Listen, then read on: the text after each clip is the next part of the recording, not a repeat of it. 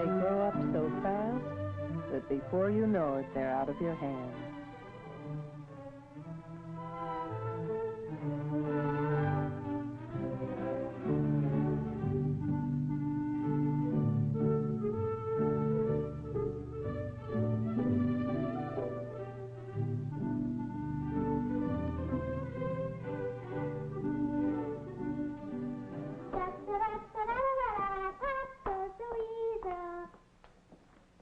Goodbye, dear. Come right home after school now. Can't I stop at Shirley's house and play? All right. But home for supper. Okay.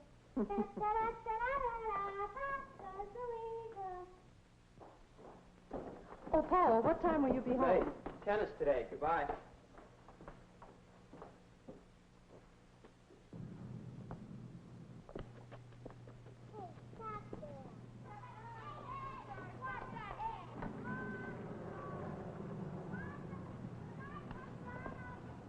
Don't fret, dear. You're just growing up. Oh, I wasn't fretting. Just thinking. Now, what time will you be home? 6 as usual. I don't have a thing to do after school. Just thinking. How they're growing up so fast. It used to be they were mine all day long. But now, school. It seems I hardly see them anymore. Still, when school is the right kind of a place, it's such a pleasure to watch them go. Well, our school is the right kind of a place now, all right. And we know that our children are in good hands all day long. In the hands of people who understand them and know how to help them grow. Hi, Miss Howard. Hi. Miss Thompson says we're going to learn rhythms today. Will you be there? Oh, yes, children, I certainly will. But you better hurry up now or you'll be late. Okay, bye. Don't forget. No. People with a purpose. That's what makes a school the right kind of a place. So that whether our children are reading or painting or learning about health, all their activities blend together into a single unified program. And we parents know that because of it, our children, all of our children, are getting a chance to grow and develop for effective living, now and in the future. But we haven't always understood how important physical education is in this program. And there was a time when we didn't understand that even the youngest children need help and guidance in their physical activity, just as they do in their other studies.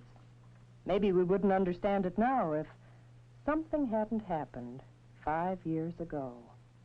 Something that began right in my own family when Paul was just 10 years old. Bye, Mom. Dad. Paul! You've forgotten your shoes again. Here. Okay. Have a nice day, dear. Bye.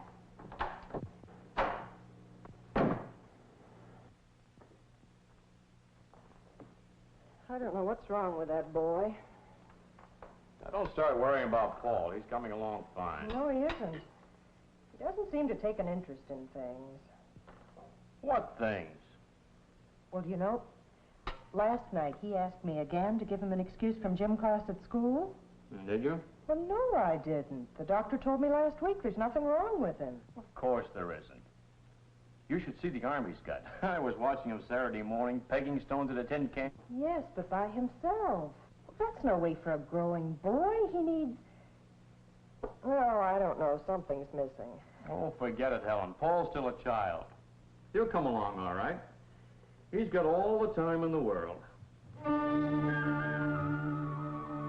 felt in my heart that my husband was wrong.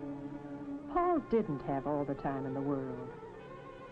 He was growing so fast, and yet he seemed to be turning into himself for satisfactions he should have been getting with others.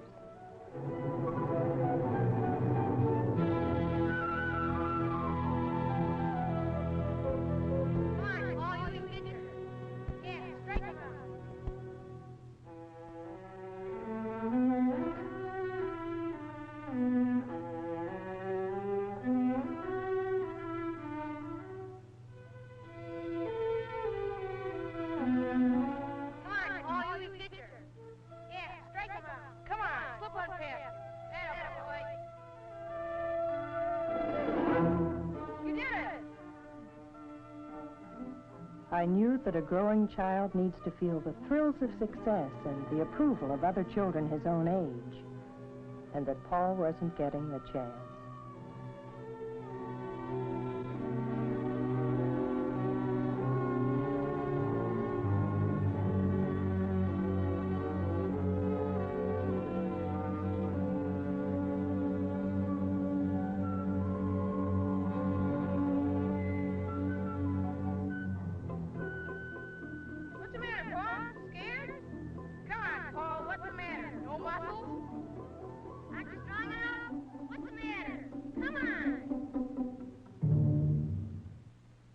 I knew that every youngster needs adventure and the right kind of challenges.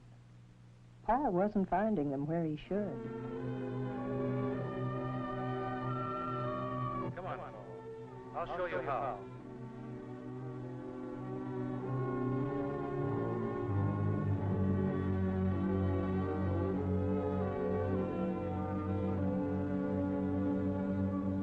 I'll show you how. Now swing your feet. That's right. Now let go and reach. That's right. Let go and reach. Let go and reach. Let go and reach. Let go and reach. Let go and...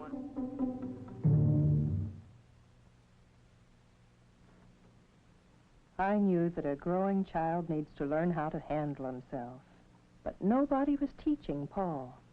He wasn't a happy child at all.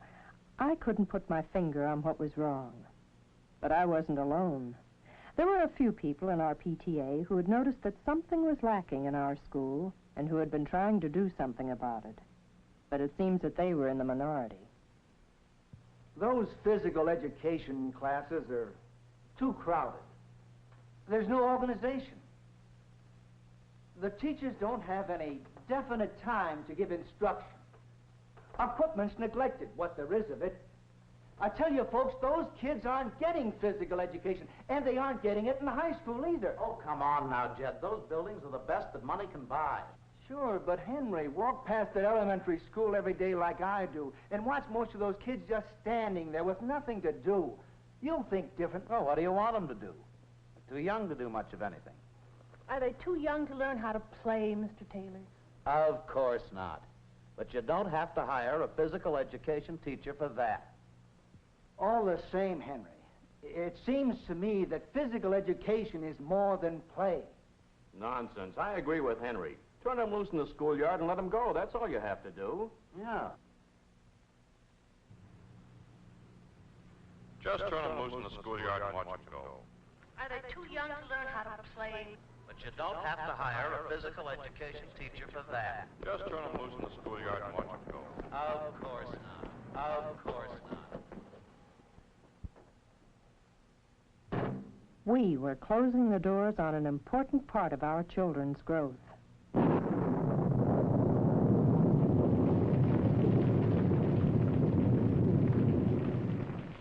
You could see it in their faces, particularly on days when there was no playground to fall back upon. There just wasn't anything for them to look forward to, except a confused, frustrating half hour in the gymnasium.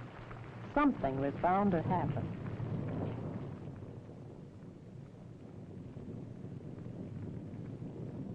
Oh, it wasn't the teacher's fault. They were doing their best to develop well-rounded, healthy personalities. And in the classroom, they had a program and definite goals in mind. But when it came to the teaching of physical education, the teachers had little to offer except the same old games, disorganized and without any continuity from one grade to the next. Our children would get a feeling of emptiness every time they went off to the gymnasium. That's the feeling Paul must have had on the day it happened. Emptiness and confusion about his own abilities to play. All right, now, children, we're going to play a game of dodgeball. Let's see. Bob, you be one captain, and Margaret, you be the other.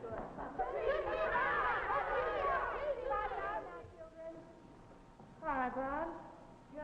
Look out, Paul, let me through. Yeah, you can throw. Get out of the way. Daddy. Come on, George.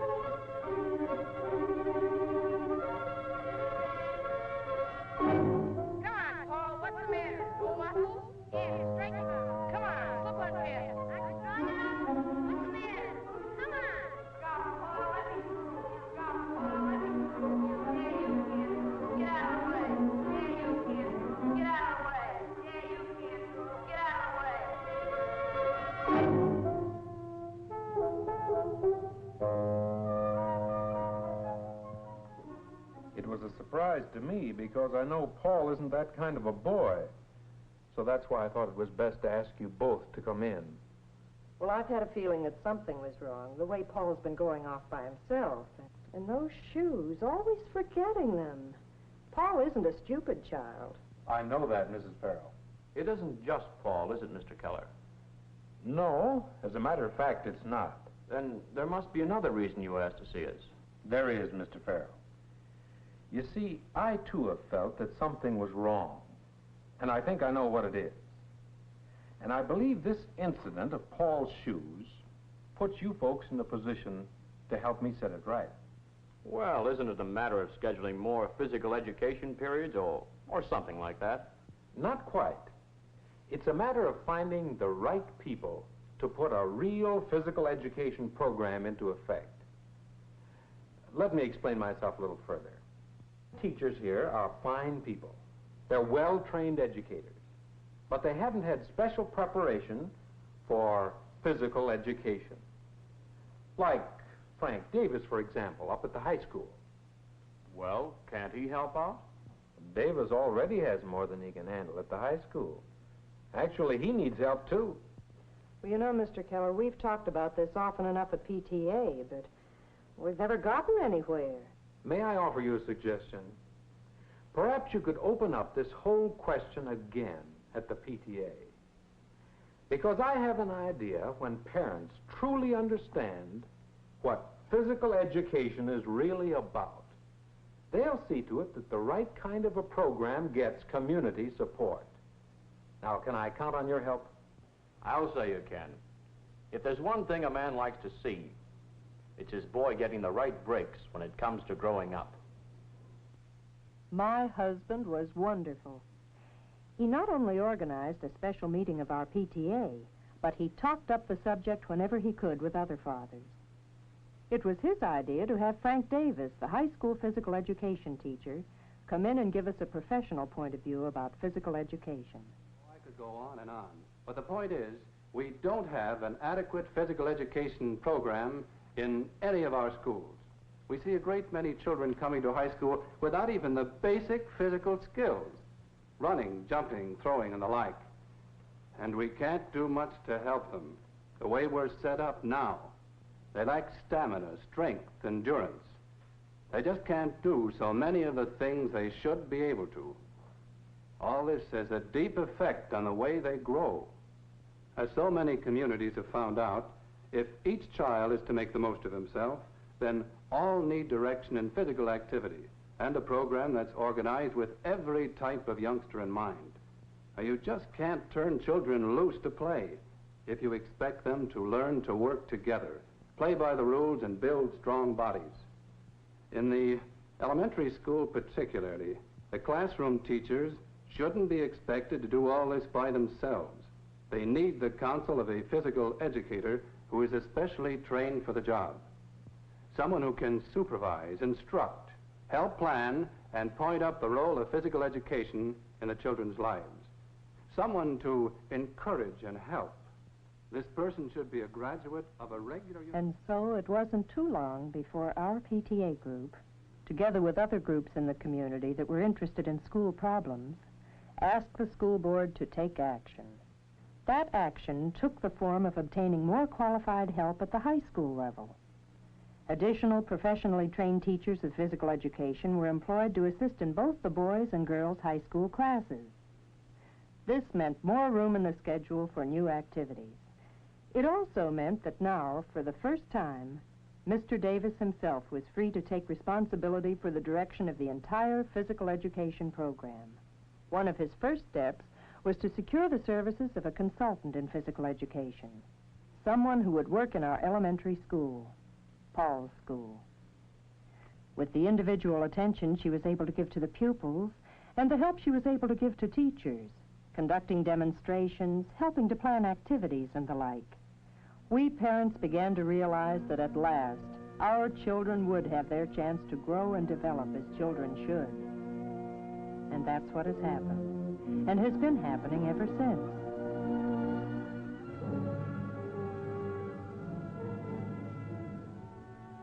It's only over the years that a parent can get an inkling of what's going on. And even a wall can't tell the whole story. No one really can except the children themselves, and they're too busy growing up. But if you could telescope those important years of growth into a few short scenes, you might see the meaning of it all and understand, as we have come to do, what physical education is really all about. The movements you see your children doing in the early grades, skipping, hopping, imitating animals and the like, are more meaningful than they might appear. This is not just turning them loose to play. It's what their teachers call rhythmic activity, and it's part of an overall program that will continue even in their college years. If you could follow these rhythmic activities from grade to grade, you would see coordination develop before your eyes as the children go through increasingly complicated movement patterns. And you would know at the same time that they are acquiring poise, skill, and social abilities. These are the purposes of rhythmic activities, to help establish qualities of body and of personality that are so important to every young person's success and happiness in life.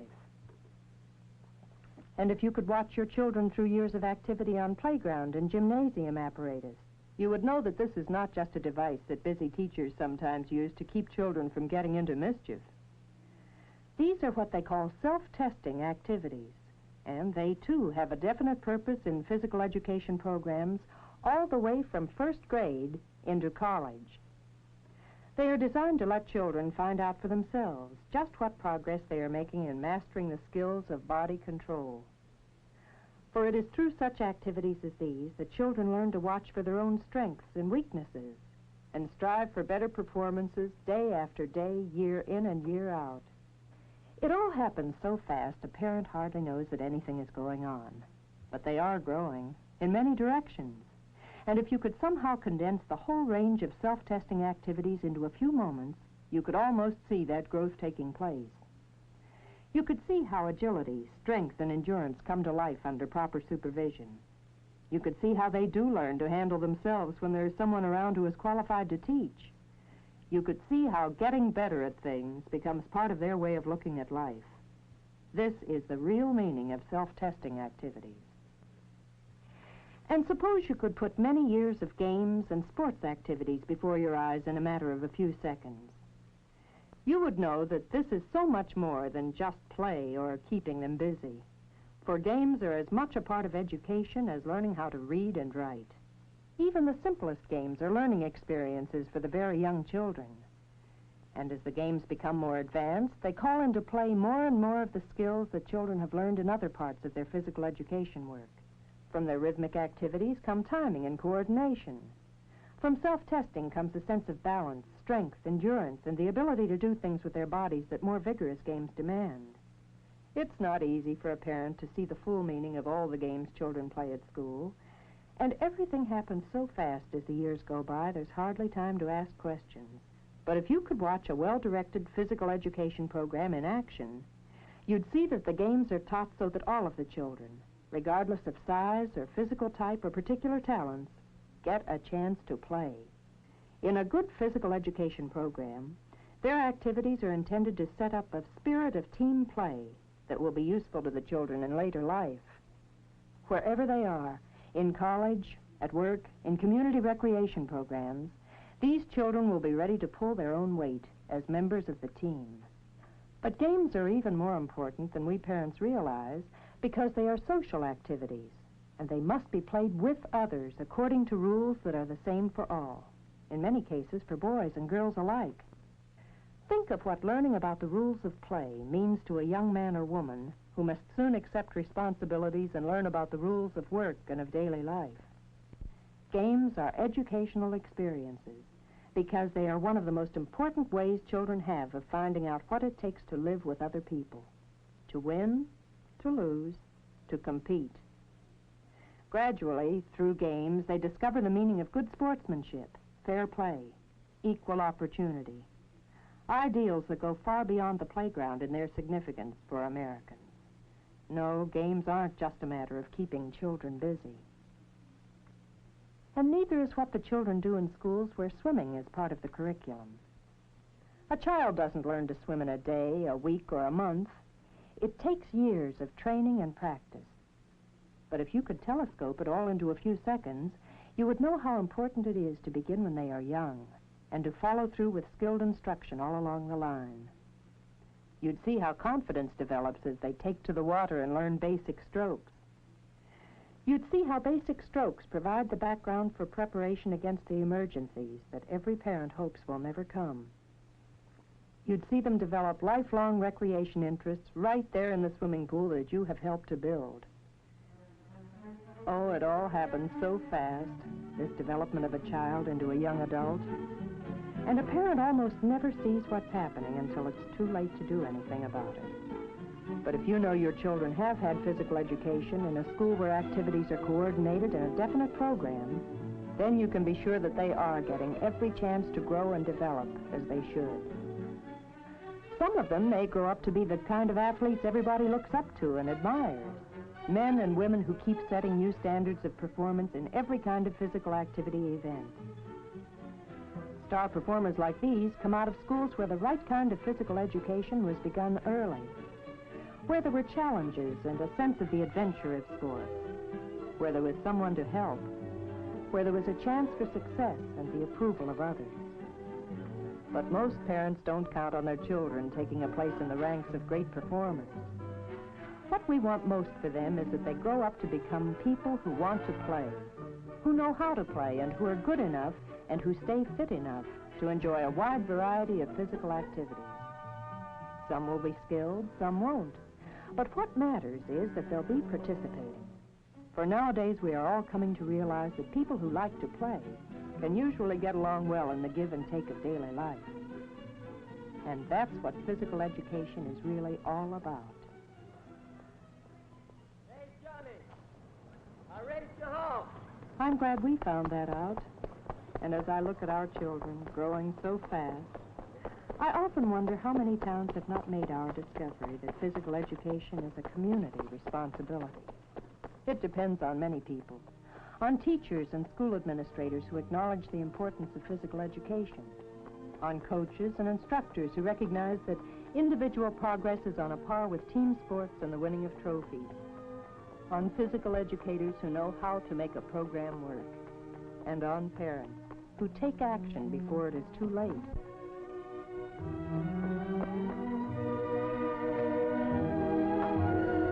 They grow up so fast that before you know it, they're out of your hands.